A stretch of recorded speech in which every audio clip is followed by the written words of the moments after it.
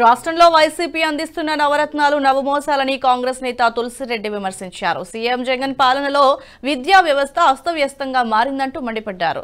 అసెంబ్లీలో గవర్నర్ ప్రసంగం హాస్యాస్పదంగా ఉందని, ఆరోగ్యశ్రీ అనారోగ్యశ్రీ అయ్యిందని తులసిరెడ్డి ఎద్దేవా చేశారు.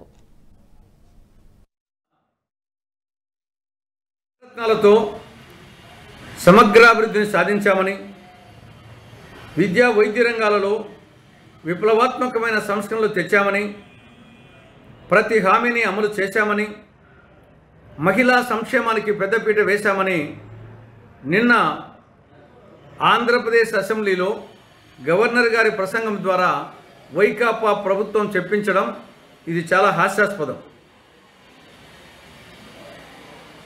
నవరత్నాలు ఇవి నవమోసాలుగా తయారైనాయి. నవరత్నాల్లో కొన్ని నకిలీ రత్నాలుగా, మరికొన్ని గుండ్రాలుగా, మరికొన్ని గులకరాలుగా తయారైనాయి.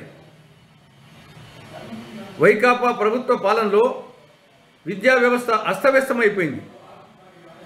పాఠశాల విద్యలో తెలుగు మీడియాన్ని రద్దు చేయడం ఒక చారిత్రక తప్పిదం.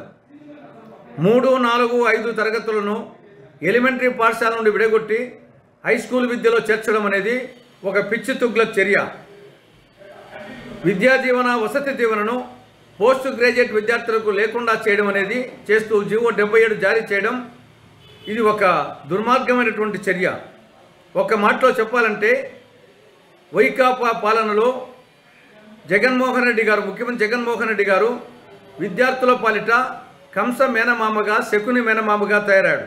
ఈ వీడియో మీకు నచ్చినట్టయితే లైక్ చేయండి, 10 మందికి షేర్ చేయండి. అలాగే కామెంట్ల రూపంలో మీ అభిప్రాయాలను మాతో పంచుకోండి. Nationalist hub group of channels ను సబ్స్క్రైబ్ చేసుకుని తెలుగునాట జాతీయవాద జర్నలిజాన్ని ప్రోత్సహించండి. ఈ వీడియో కింద ఉన్న బెల్ ఐకాన్ పై క్లిక్ చేయడం మర్చిపోవద్దు.